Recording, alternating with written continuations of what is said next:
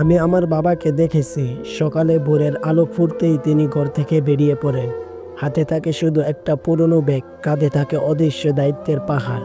সূর্য ওঠে, সূর্য ডুবে, কিন্তু আমার বাবা তখনও রাস্তায়, কষ্টকে সঙ্গী করে রুটি রোজগারের যুদ্ধ লড়ে যাচ্ছেন। আমি আমার বাবাকে দেখেছি, তার পায়ে ছেঁড়া স্যান্ডেল, শরীরে পুরনো জামা, তবু তিনি হাসেন, যেন তার কোনো অভাব নেই। কিন্তু আমি জানি তার হাসির আড়ালে লুকিয়ে আছে অসংখ্য নির্ঘুম রাত, শূন্য পকেটের দুঃখ এবং এক চিমটি লুকানো লজ্জা। আমি আমার বাবাকে দেখেছি, গরমে ঘাম ঝরছে, শীতের ঠান্ডায় কাঁপছেন, বর্ষার বৃষ্টিতে ভিজছেন, তবু তিনি থামেন না। কারণ তার কাছে থামা মানেই আমাদের ক্ষুধার্ত থাকা। তিনি নিজের ক্ষুধা ভুলে যান, কিন্তু আমার পেটে ভাত না থাকলে তার চোখ ভিজে ওঠে। আমি আমার বাবাকে দেখেছি, যখন দোকানে বা বাজারে কেউ তাকে অপমান করে, তিনি চুপচাপ মাথা নিচু করে থাকেন।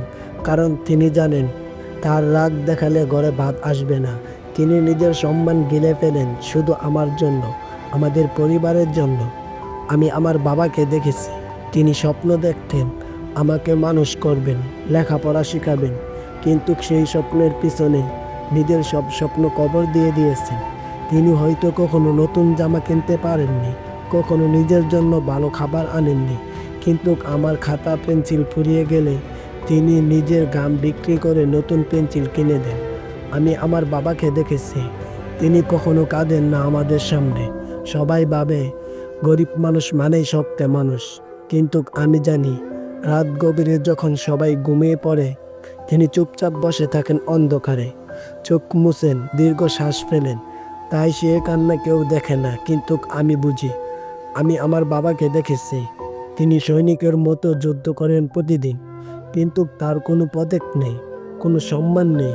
তিনি শুধু নীরবে ত্যাগ করে যান, যেন পৃথিবীর কাছে তার নামটাই অচেনা।